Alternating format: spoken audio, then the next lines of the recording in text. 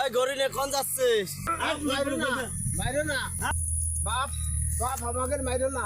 ধর ধর এক এক ধর ধর গরু ধর ধর গরু ধর গরু ধর।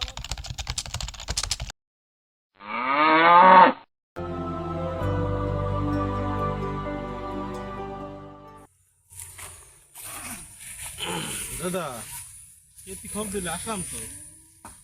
আমি এই গরুটা পুষেছি কুরবানিতে বেচার জন্য, কিন্তু প্রশাসন তো আমাকে জাতি দিচ্ছে না দাদা, তাই আমার এই গরু আপনি বেঁচে দেন। তাহলে এক কাজ করে, আমার পিক আপ আসতেছে, ওই পিক আপে তুমি গাড়িটা গরুটা টুটোই দিয়ে এসো। আচ্ছা ঠিক আছে।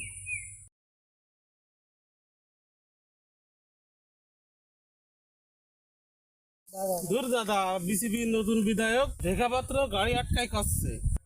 গরুর 14 বছর আর জন্ম সনদ না থাকলে গরু বিক্রি করা যাবে না। এ কোন ধরনের জুলুম, নিজেকে বড় নেতা বানায় গরিবের পেটে লাথি মারতেছে।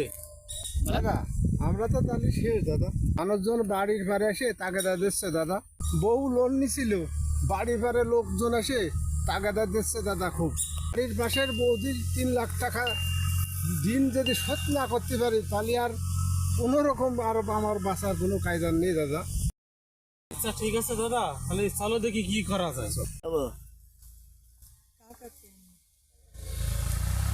আসতেছে গরু নিয়ে, চলদিন যাই দেখি।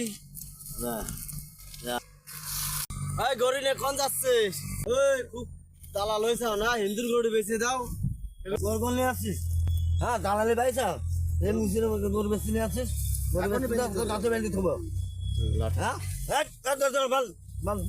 গরু বল নিয়ে আইসাল। হ্যাঁ মাইরো না, মাইরো না। বাপ বাপ আমাকে মাইরো না। এই গরুর আবেসলি আমাকে তো, আর আপনারা ভোটের সময় অনেক কথা কইলেন, ভোট হয়ে গেলি এখন আমাকে শেষ করে দিচ্ছেন। এই গরু ধর ধর ধর এক এক গরু ধর গরু ধর ধর গরু ধর গরু রাখ গরু রাখ এক গরু রাখ গরু দে। তোমরা ধর্মের দোহাই দিয়ে গরু বেচতে বাধা দিচ্ছাও, হ্যাঁ, রাজনৈতিক ফায়দা লোটার জন্য। নেতারা তো বলতেছে তোমাকে রাজনৈতিক ফায়দা হাসিল করার জন্য, মূলত দেয়। দেখো নেতারা ঘরে ঠিকই শুয়ে রয়েছে। তোমরা কি জানো যে ভারত বর্তমান সারা বিশ্বের গরু এই গোস্ত রপ্তানির একটা অন্যতম দেশ। এই গরু আমরা এই যে গোস্ত রপ্তানি করে ভারত আজকে বিশ্বের বৈদেশিক মুদ্রা অর্জন করতেছে। আর সেই জায়গায় তোমরা এই একটা গরু নিয়ে এই যে এই লোকটা আমার সামনেই তো আমি দেখেছি, এই লোকটা কত অসহায় মানুষ, কত কষ্ট করে এই গরুটা পালন করেছে এই কুরবানিতে বেচবে বলে। কারণ তোমরা যদি বাধা দাও, এই লোকটা তো অসহায়ের ভিতরে পড়ে যাবে।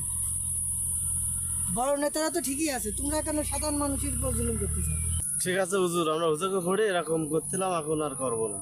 দাদা দাদা ভুল হয়ে গেছে, মাফ করে দাও দাদা। দাদা তুমি আমার ক্ষমা করে দাও দাদা, আমাদের ভুল হয়ে গেছে। তোমাদের গরু আমরাই বেঁচে দিচ্ছি দাদা। আসলে আমরা দেখে মনে করো আমরাই সব বেচা করে দিচ্ছি, সমস্যা না, আমাদের ভুল হয়ে গেছে।